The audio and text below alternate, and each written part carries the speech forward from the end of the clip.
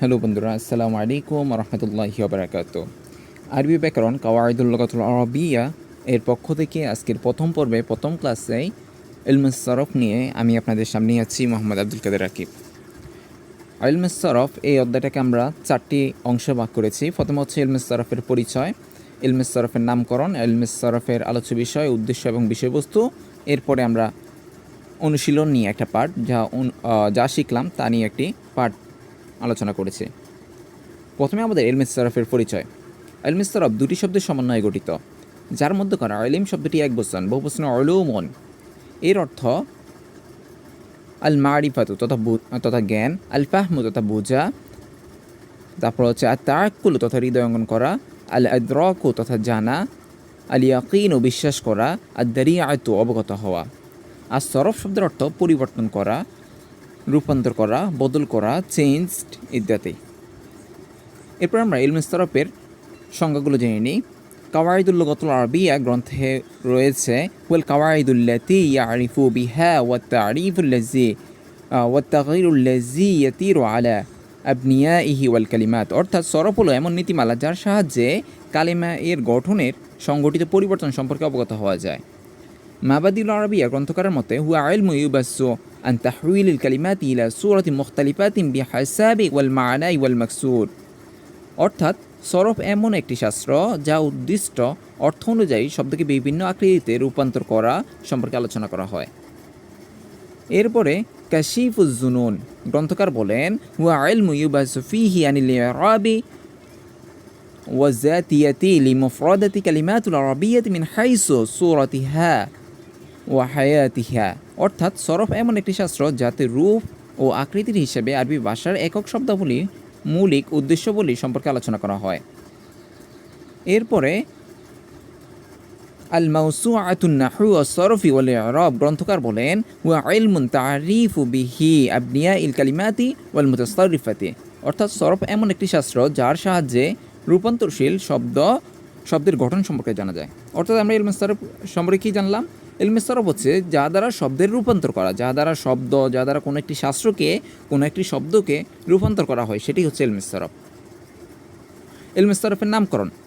ইলমে সরফ কোত্থেকে আসছে, ইলমে সরফ কীভাবে নামকরণ করা হয়েছে, এই নিয়ে আমরা আলোচনা করব। এই শাস্ত্রে শব্দ পরিবর্তন নিয়ে আলোচনা করা হয়, তাই একে ইলমে সরফ নামকরণ করা হয়েছে। ইলমুন তথা জ্ঞান, সরফ মানে পরিবর্তন করা, তাইলে ইলমে সরফ নামকরণ করা হয়েছে। মূলত এখানে শব্দের রূপান্তর করা সম্পর্কে বলা হয়, এর জন্য এর নাম রাখা হয়েছে ইলমে সরফ। ইলমে সরফে আলোচ্য বিষয়। সরফবিদদের মতে ইলমে সরফে আলোচ্য বিষয় হলো রূপান্তরশীল আরবি শব্দাবলী, কেননা ইলমে সরফে শব্দ ও তার রূপান্তর প্রক্রিয়া নিয়ে আলোচনা করা হয়। আল কালিমাতুল আরাবিয়্যাতুল মুতাসাররিফাতু রূপান্তরশীল আরবি শব্দ বা পদসমূহই হচ্ছে ইলমে সরফে আলোচ্য বিষয়। আর ইলমে সরফের উদ্দেশ্যটা কি? ইলমে সরফ পড়লে আমরা কী উদ্দেশ্যে আমরা ইলমে সরফটা পড়ব, সেটা হচ্ছে সরফবিদদের মতে ইলমে সরফের উদ্দেশ্য হলো শব্দগত ভুলকুটি থেকে জিহ্বাকে রক্ষা করা এবং লেখার ক্ষেত্রে ভাষার রীতি মেনে চলা। এটাই হচ্ছে ইলমে সরফের উদ্দেশ্য। আবু ইলমে সরফ। ইলমে সরফের বিষয়বস্তু বা ইলমে সরফ কোন কোন বিষয় আলোচনা করা হয়? ইলমে সরফ প্রথমত আলোচনা করা হয় মিজানুস সরফ তথা মিজানুস সরফ, সরফের দাঁড়িপাল্লা হিসেবে, মানে সরফকে যেভাবে মাপা হয় ওই হিসেবে, যেমন ফাআলা, ফাইন, লাম, ফা কালেমা, আইন কালেমা এবং লাম কালেমায় ফাআলা হয়েছে, এটা মাপার প্রক্রিয়া হচ্ছে ইলমে সরফের প্রথম পার্টটা। এরপরে দ্বিতীয় বিষয়বস্তু বা দ্বিতীয় যে প্রকার আলোচনা করা হয় ওটা হচ্ছে তাসরিফুল আফআল, ফেলের পরিবর্তন।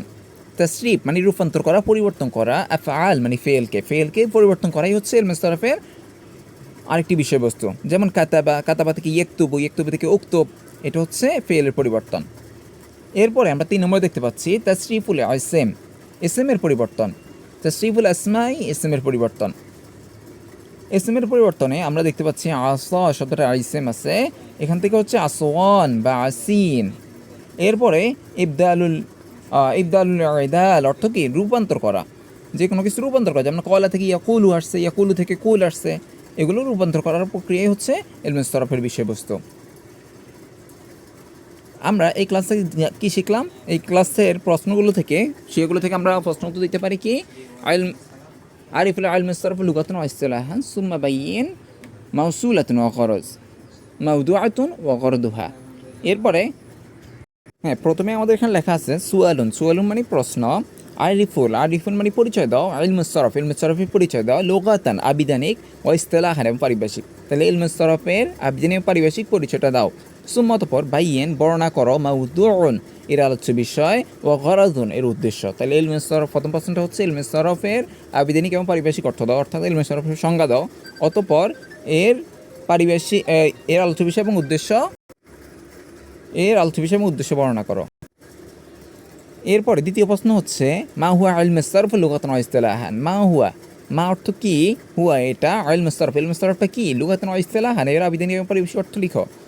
এরপরে বা এর আবিধানিক এবং পারিভাষিক অর্থটা কি, তারপর হচ্ছে সরফ, মা কি, মানা মানে হচ্ছে এর মানে বা এর অর্থটা কি, সরফের অর্থটা কি, লুগাতান ওয়া ইসতিলাহান আবিধানিক পারিভাষিক সংজ্ঞা দাও। এরপর আরেকটা প্রশ্ন আসতে পারে মা হুয়া ইলমুস সরফ, মা হুয়া কি, ইলমুস সরফ, ইলমুস সরফটা কি, বাইয়িন বর্ণনা করো, মাউদুন ও গরজুন এর আবিধানিক এবং পারিভাষিক এর আলোচ্য বিষয় এবং উদ্দেশ্যটা বর্ণনা করো।